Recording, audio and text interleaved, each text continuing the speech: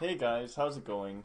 So today I'm going to be doing some brief analysis on my current correspondence game with Ricky McCaution.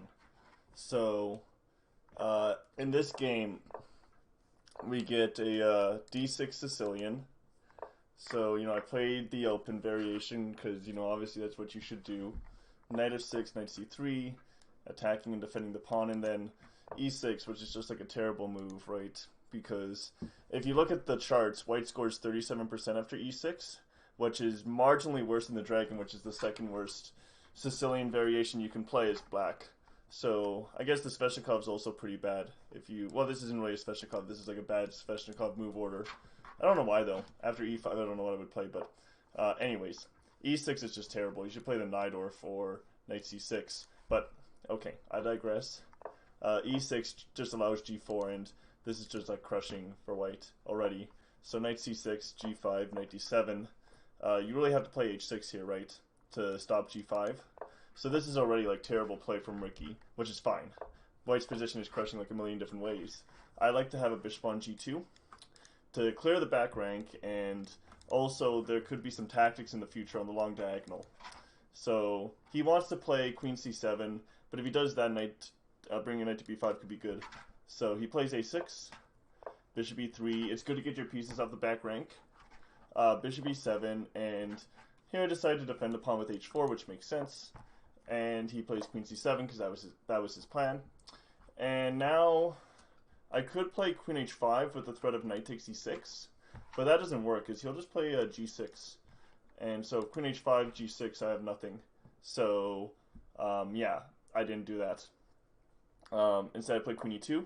I'm trying to castle queenside as soon as possible because that's obviously critical. And he plays b5.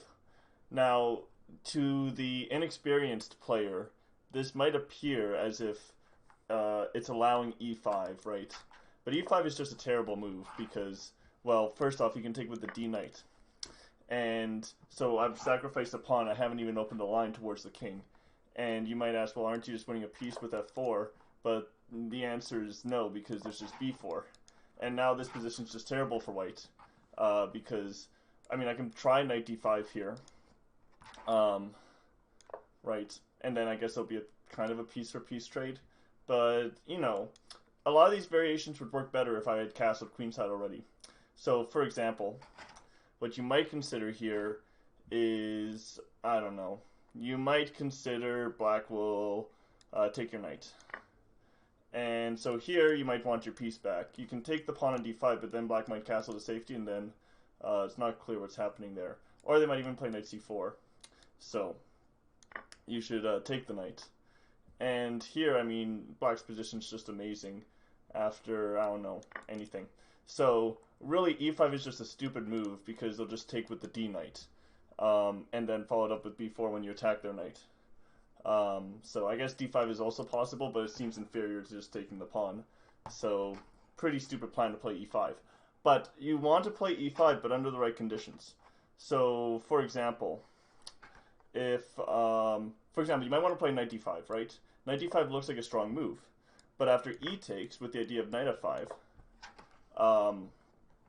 and say black captures on e4 and you capture back with your bishop, then when you play knight d5, when they play knight d5, and I guess you can play f4 attacking the knight, asking it to move, and say it moves anywhere, takes. Oh no, the rook is attacked, right?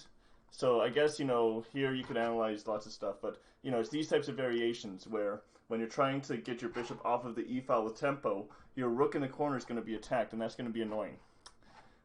Additionally, you could try knight f5 first, but it doesn't look like it does anything, because, well, they'll just play queen d8, and, b6 is covered by the knight, so this also just looks terrible.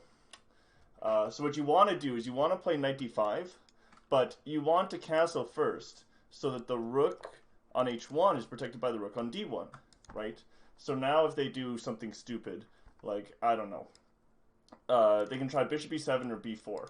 So like, say bishop e7, now knight d5 is amazing, because after they take the knight, you have knight f5, and they can't castle, because then if they castle, then you have e takes d5, attacking the knight, and you're going to win your piece back.